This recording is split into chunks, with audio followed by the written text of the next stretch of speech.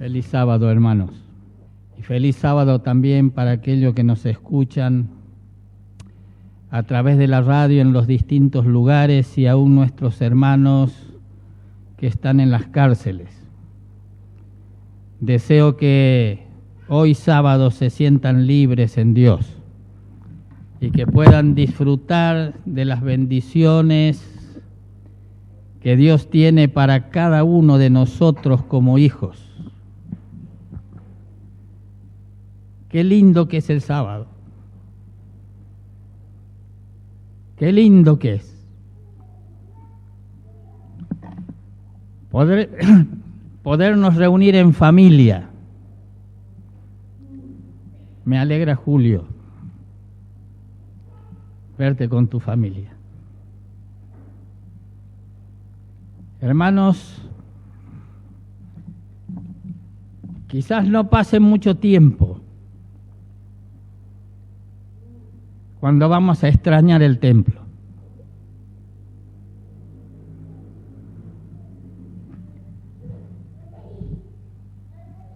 Quizás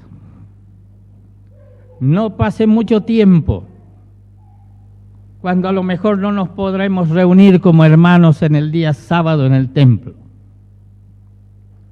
Qué difícil es encontrar un tema dentro de los temas que la Biblia tiene para ayudarnos a vivir en esta vida con los ojos puestos en la otra vida. Qué difícil que es. Hermanos, solo les voy a decir que abran sus escrituras en el último libro de la Biblia. Allí en el libro de Apocalipsis, en el capítulo 14, y yo quiero tratar este tema porque este tema está dentro de las profundidades de las emociones de Dios y debiera llevarnos a comprenderlo tan profundamente como Dios lo siente. Este capítulo 14 y el versículo 12. El que está hablando aquí es Dios. Si bien es cierto que Juan estaba escribiendo, pero estaba escribiendo lo que Dios hablaba. Y él dice allí, aquí está la paciencia de los santos. Si entendemos ese término como una separación de lo común, si entendemos ese término como Dios lo entiende, está hablando de aquellos que están separados, de aquellos que no forman parte del común denominador de este mundo. Aquí está la paciencia. Saben que en griego, esta palabra paciencia tiene una acepción que ojalá hubiese sido traducida con esa acepción. Pero la idea que Dios quiere que entendamos en la paciencia, que la paciencia representa resistencia tenaz. La paciencia es resistencia tenaz. Y Dios dice, aquí están los que tienen resistencia tenaz para no pertenecer al común denominador de la vida de este mundo. Por eso yo les decía qué difícil que es mantener la resistencia tenaz para pertenecer por la paciencia a los que Dios llama santos, separados.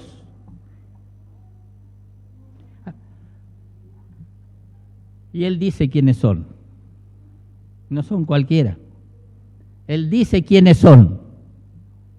Los que guardan, dice, mis mandamientos y tienen la fe de Jesús.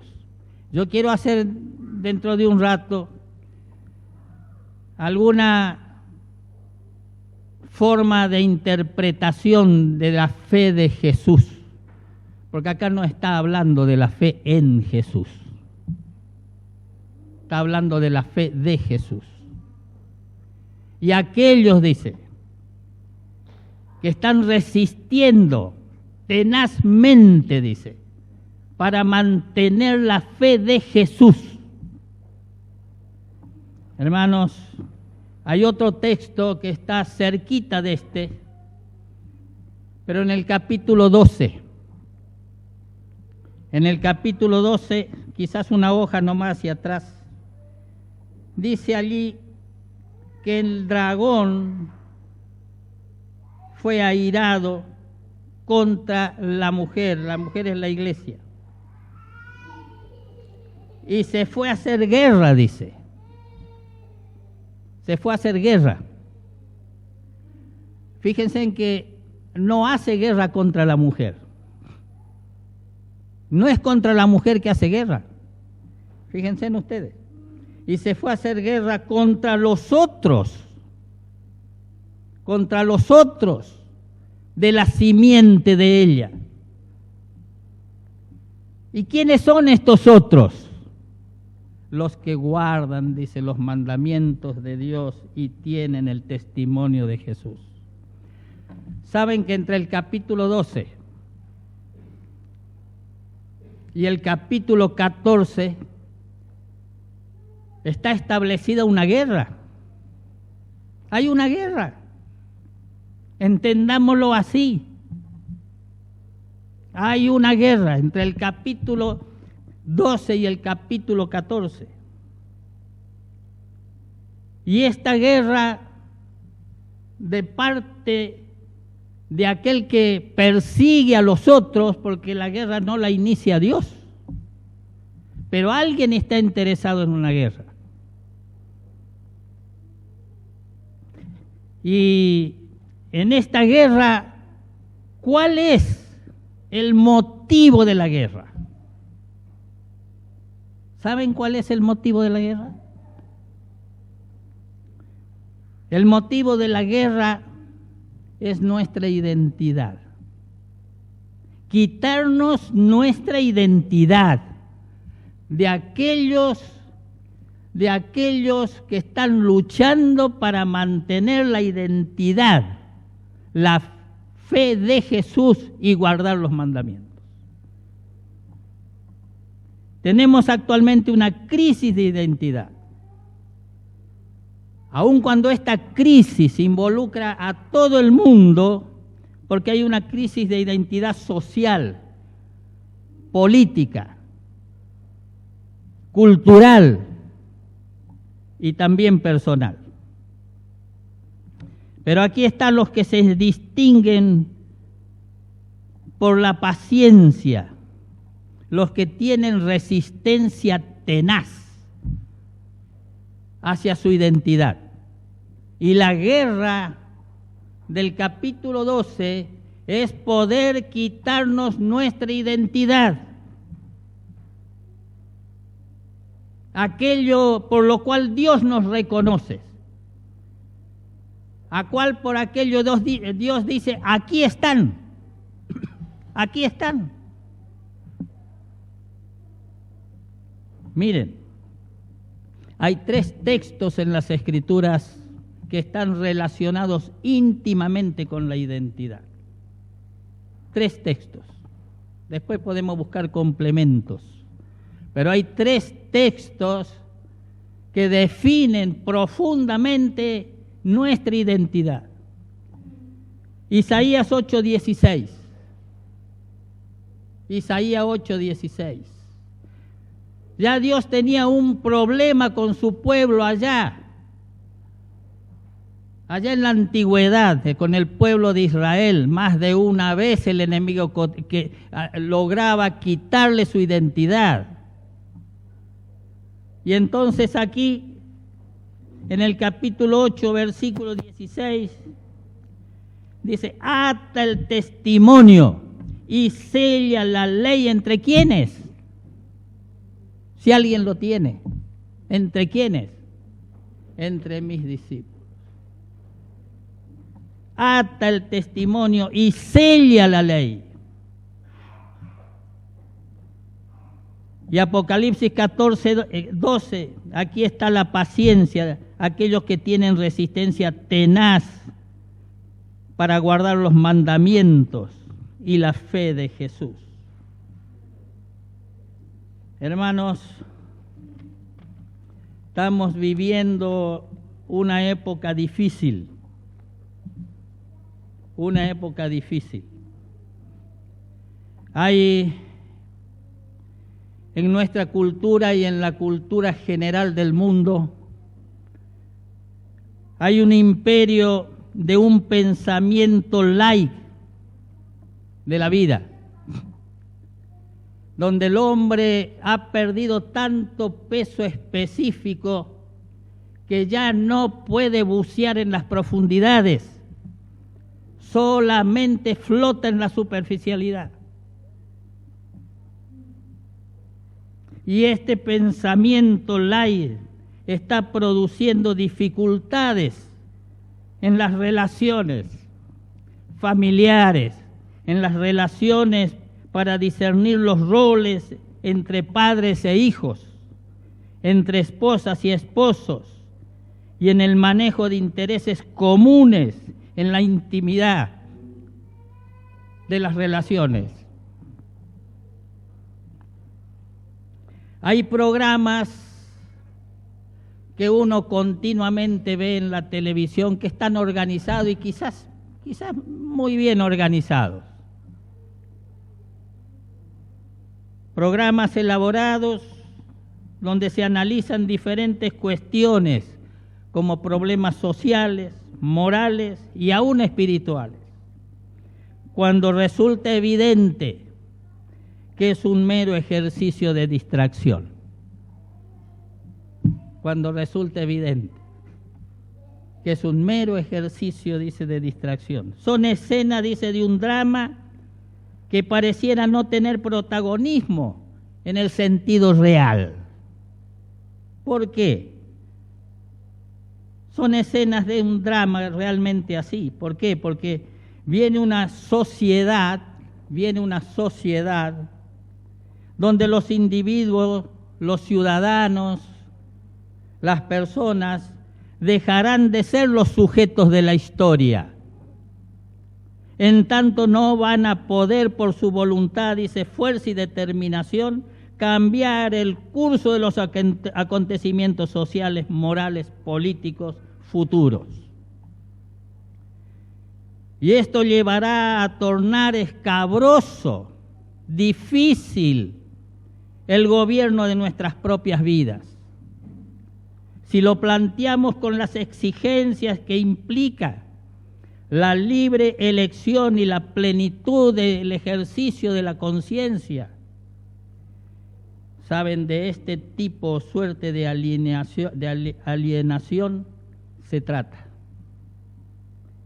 Y de esto dan fe hoy la cantidad enorme de consultas terapéuticas médicas originadas en el deseo frustrado de arreglar de alguna manera la vida. Y todo esto demuestra sencillamente los esfuerzos fallidos de la civilización humana para gobernarse a sí mismo, aunque más no sea discretamente. Asistimos, dice hoy, a la venganza del cuerpo, despreciado durante siglos en nombre de una antropología falsamente bíblica. Como que venimos evolucionando desde los animales y no de Dios. Pareciera que nuestro origen está en el jardín zoológico en vez de estar en el jardín del Edén. Y esta filosofía actualmente está triunfando y a su vez desprecia la vida espiritual, incluso la vida psíquica, y por eso hay tanta alteración de las conductas y de las actitudes de las personas que se desorientan. Este pensamiento que está de alguna manera permeando todo el conocimiento de que venimos de los animales, nos está transformando en una sociedad bestial. Porque el hombre, dice, alejado de Dios por la atrofia de su espíritu, se termina automutilando, banalizando los valores más profundos de su identidad humana con sus sentimientos y con sus emociones. Hoy en día lo que importa, lo que parece tener importancia y hasta es de buen grado, es experimentar solo sensaciones, experimentar solo placeres. Y esto ha llegado a crear la industria del placer, la industria de las sensaciones, quitándonos, robándonos la identidad de los valores que Dios nos ha dado en lo moral y en lo espiritual. Hoy están desperdiciados, pisoteados, desvalorizados, banalizados, porque alguien en esa guerra está triunfando de alguna manera. Hermanos, ahora frente a la complejidad de esta filosofía de vida que está destruyendo las identidades, surge entonces aquí el capítulo 14. Surge aquí el versículo 12, donde Dios establece una clara identidad. Saben que este texto, este capítulo 14, 12, es nuestro documento de identidad. Escuchen bien, presten atención, prestemos atención, hermanos. En el capítulo 14, versículo 12, está nuestro documento de identidad por el cual Dios nos reconoce aquí y cuando venga para llevarnos allá. Capítulo 14, versículo 12.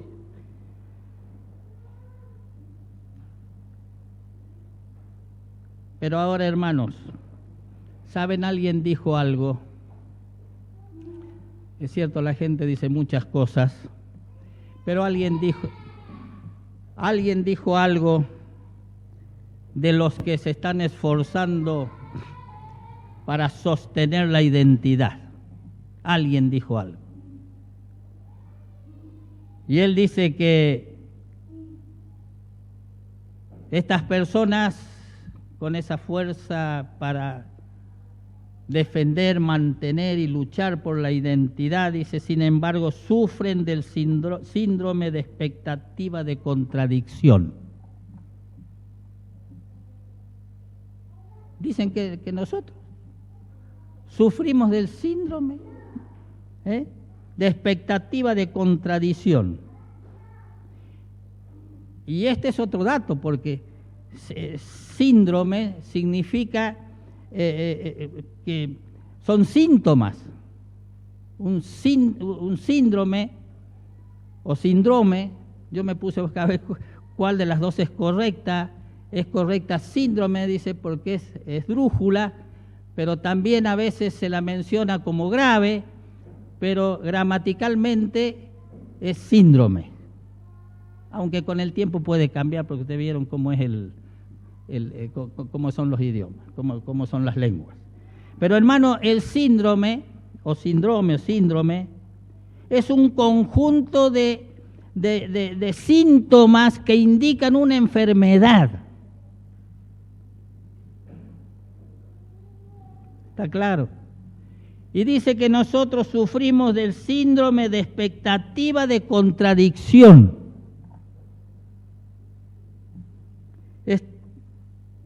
¿Estamos apurados por ir al cielo? ¿Estamos apurados para ir al cielo? Claro que sí. Yo quisiera que ya terminara todo. Estamos apurados para ir al cielo. ¿Estamos apurados para que Jesús venga pronto? Lo vivimos predicando. Pero he aquí el síntoma. He aquí el síntoma. Pero también estamos apurados para que termine el sábado. También estamos apurados para que termine el sábado. Síntoma de contradicción. También estamos apurados para que termine la escuela sabática. Y también estamos apurados para que termine el sermón. Díganme si no sufrimos del síndrome de frustración de expectativa. Pero hermanos, estamos llegando a un tiempo, yo les aseguro, estamos llegando a un tiempo de definiciones, donde las apariencias y las formas desaparecerán por las exigencias.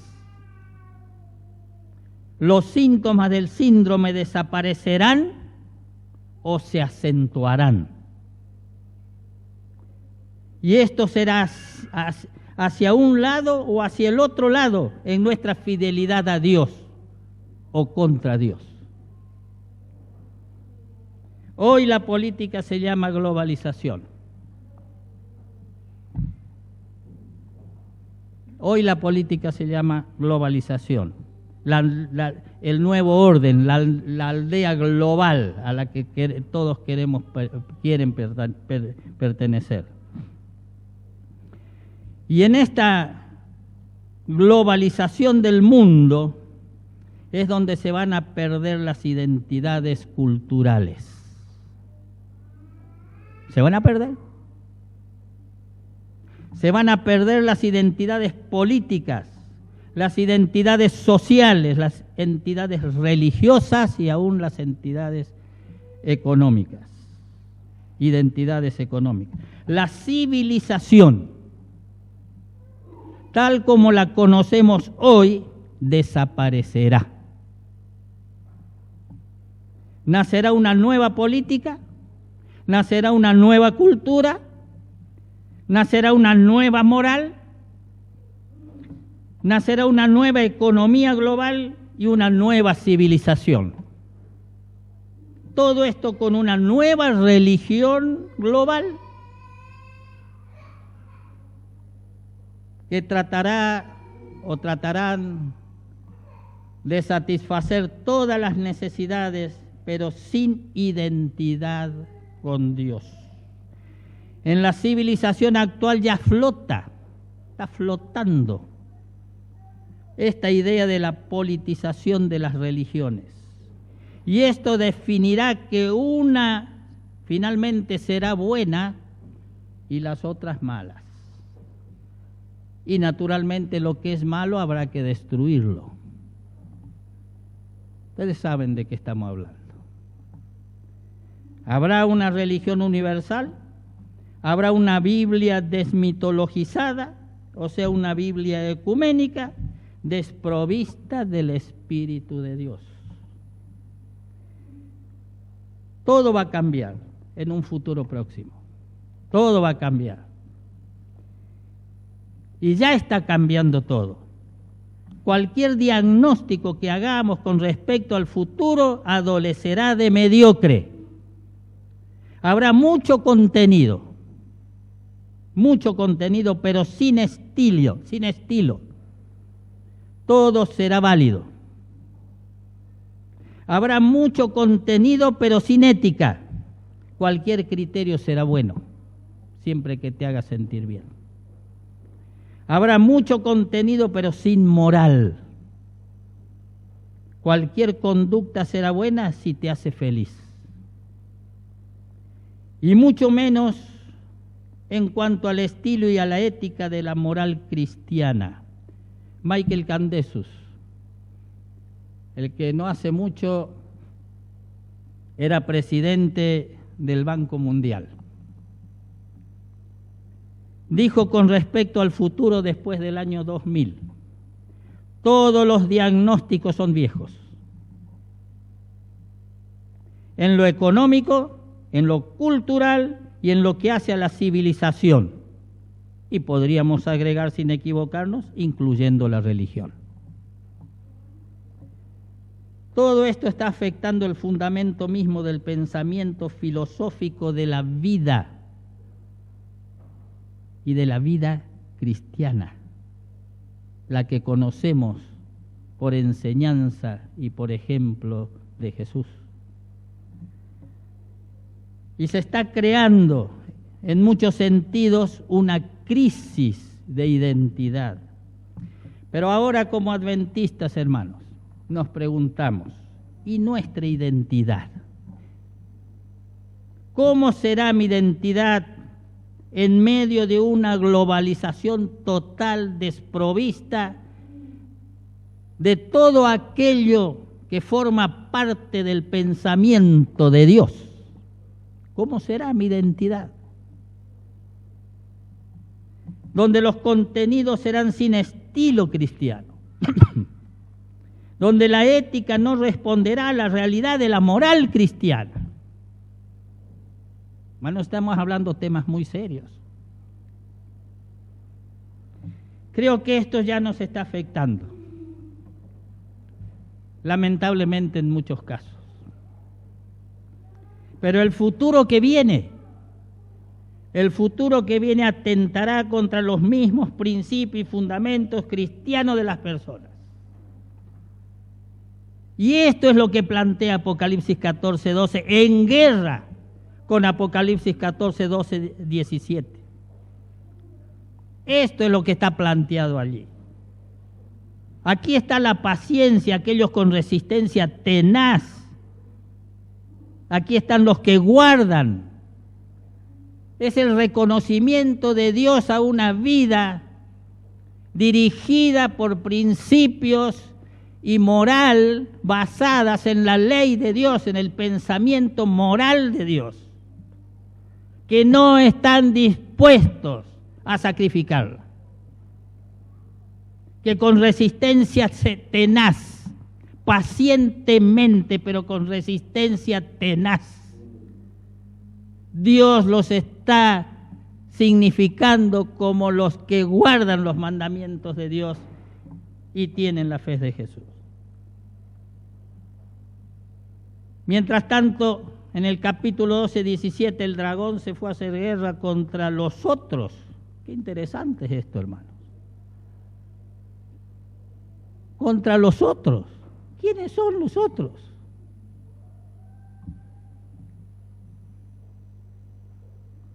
De la simiente de ella. Los que guardan los mandamientos de Dios y tienen el testimonio de Jesús. Qué curioso. Que se va contra los otros de la simiente. Los que guardan, dice. Quiere decir que hay otros de la simiente que no guardan. ¿Nos damos cuenta? Con algunos ya ganó la guerra. Pero hay otros con los cuales todavía está en guerra. Y son los otros de la simiente. son los otros la simiente. Y le hacen resistencia tenaz. Notemos aquí que no es solo contra el sábado. No es solo contra... El sábado está incluido naturalmente en la ley de Dios, en los mandamientos de Dios. Pero la guerra no es solo contra el sábado, sino una persecución a todos los valores morales y espirituales de la ley de Dios, de la moral de Dios, del pensamiento de Dios. Ética se define, más bien casi se describe, como que está basada en el estudio de la moral y juicios de Dios, la ética cristiana, ética moral de Dios. La ética cristiana está basada sobre la moral de Dios, sobre su ley, sobre sus principios. Y ahí está la guerra.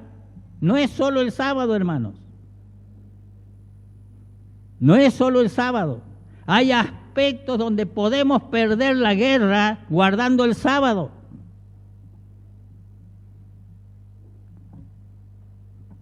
Y esto, hermanos, tiene que ver con nuestra identidad.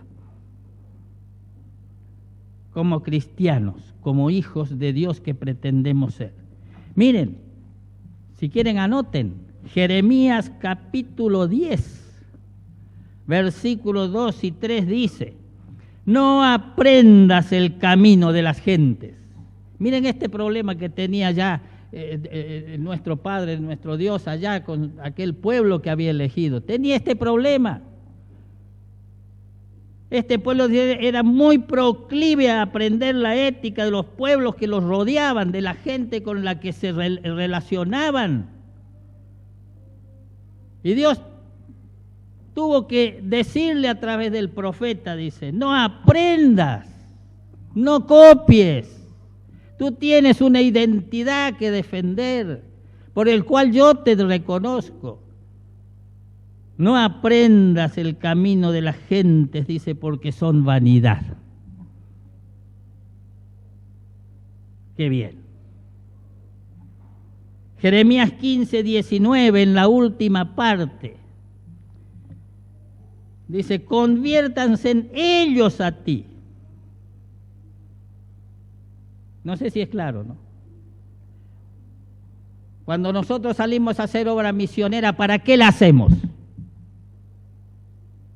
¿Para que sigan viviendo una cultura desvalorizada y banalizada? ¿O para que se conviertan a Dios?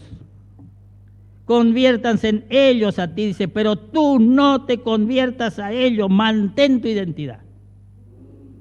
Qué difícil que se nos hace a veces. Es más fácil a veces guardar el sábado. A veces puede ser más fácil guardar el sábado. Pero la guerra es total, es contra todo. Y nosotros formamos parte de ese todo. Por eso el apóstol Pablo, 2 Corintios 13:5,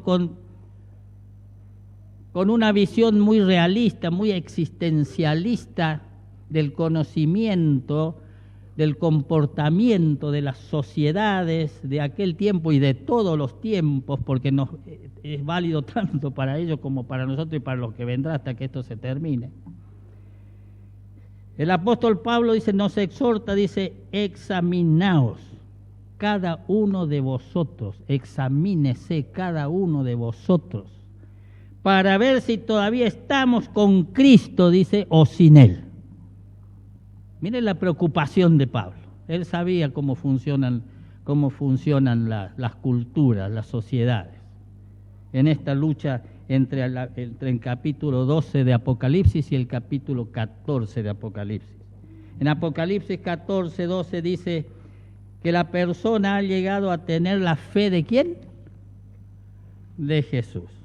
No solo en Jesús, sino de Jesús. ¿Saben cuál es la diferencia? ¿Saben cuál es la diferencia? La fe en Jesús es el proceso de salvación. Lo repito. La fe en Jesús tiene que ver con nuestro proceso de salvación. Pero llegar a tener la fe de Jesús tiene que ver con el resultado de la salvación. ¿Se entiende lo que estoy diciendo? Por eso Dios dice allí, aquí están. Estos ya no tienen problema ni lucha de identidad. Ya está claro el tema. Ya no sufren el síndrome de contradicción. Ya tienen claro. Ya llegaron a tener la misma fe de Jesús. O sea, el apóstol Pablo dice, tenemos que mirar, dice, nuestra experiencia a la luz de la mente de Cristo. A la luz de la mente de Cristo. Creo que es 2 Corintios, por allí dice, tenemos que tener la mente de Cristo para poder llegar, dice, a ese proceso donde ya no es la lucha, sino el resultado. Por eso hay una gran diferencia entre la fe en Jesús y llegar a tener la misma fe. ¿Saben lo que significa tener la misma fe de Jesús? Pensar como Jesús, actuar como Jesús, vivir como Jesús, luchar como Jesús luchó para mantener su identidad. Le costó sudar sangre para mantener la identidad y no traicionar los principios. Y lo hacía enfrentándose con el mismo enemigo que tenemos nosotros. No es otro, es el mismo. Entonces este tema de la identidad, hermanos, por eso Dios declara finalmente, aquí están los que guardan. Los define una conducta, dice, en el tiempo de su experiencia de lucha, para ya terminar buscado, reconocido y encontrado por Dios. Aquí están. Estos son. No hay otros. Los que han luchado. Y podríamos relacionarnos, si hubiese tiempo, con otros textos de Apocalipsis. Los que estaban en el mar de vidrio. ¿Por dónde pasaron? Dice. Por esta lucha de identidad. Hermanos, ya no cuando cuando se logra llegar a pensar como Jesús, llegar a pensar como Dios, dice, ya no podemos obrar de otra manera. Ya no hay más lucha. Ya somos lo que somos y obramos por lo que somos. Y hacemos lo que hacemos porque así somos. Ya no hay una lucha. Ya hemos llegado, ya somos. ¿Y cómo somos? Somos a la manera de Dios. Ya no podemos obrar, dice, de otra manera que no sea la de Jesús. Hermanos, vendrán tiempos de conflicto entre la devoción personal y la reflexión profunda.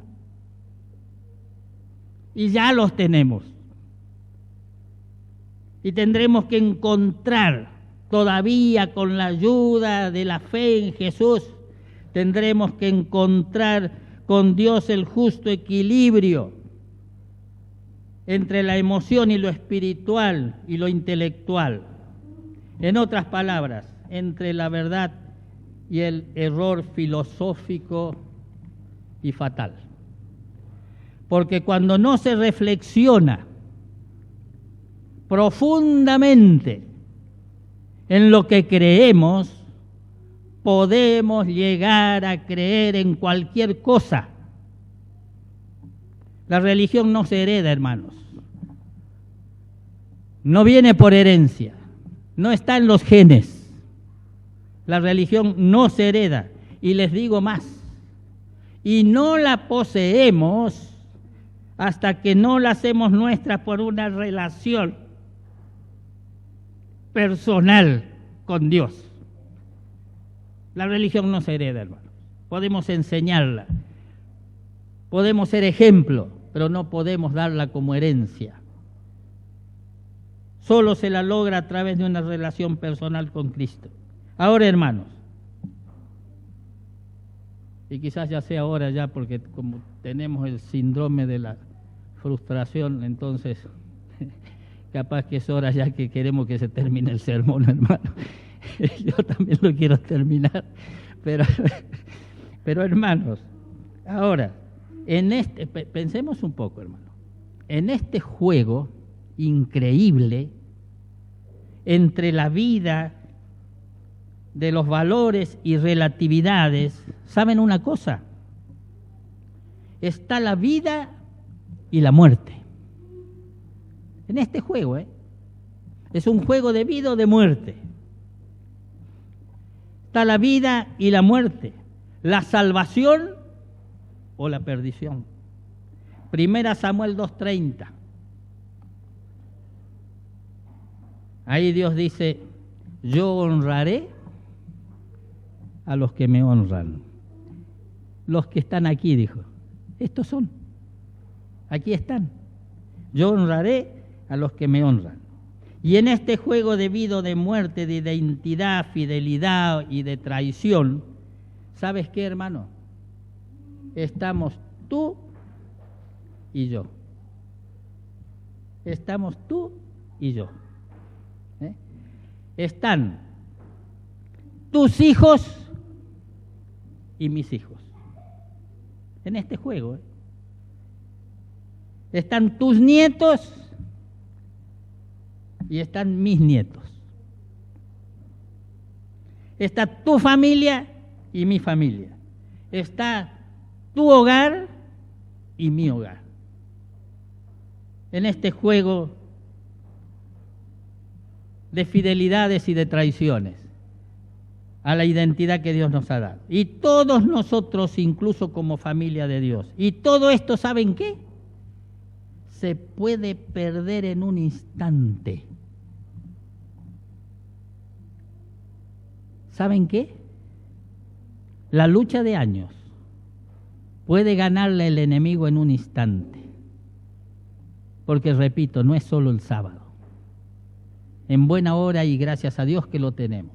Ojalá lo valoráramos más y como dijo David, prefiero un día dentro de los atrios que 1000 fuera. Yo creo que eso lo dijo por el sábado, porque era el día en que estaban todo el día adentro del santuario. Yo creo que lo dijo por eso. Prefería ese día, todo el día adentro, que todos los días de la vida afuera. Hermanos, todos estamos jugando este juego de la vida o de la muerte, la fidelidad o la traición. San Pablo dice ahí en Colosenses 1:27, él da el secreto de la victoria. Claro, es un resumen, naturalmente, que está constituido por toda esta complejidad de la lucha para poder sobrevivir a la identidad que Dios nos da. Pero él dice allí, dice que la única esperanza, no hay otra, la única esperanza de gloria es ¿quién? Cristo en vosotros. Cristo en vosotros. Cuando la fe ya se apropió de nosotros, la misma fe de Jesús, así como Él la concibe, la vivió y la luchó, cuando esa fe, dice, se apropia de nosotros, dice, entonces es la única esperanza de gloria. Colosenses 1:27. En el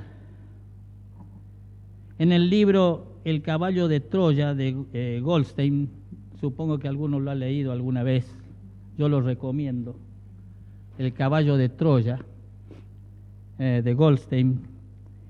Él está hablando ahí del capítulo, Mateo capítulo 7, versículo 21 y 22 o 21.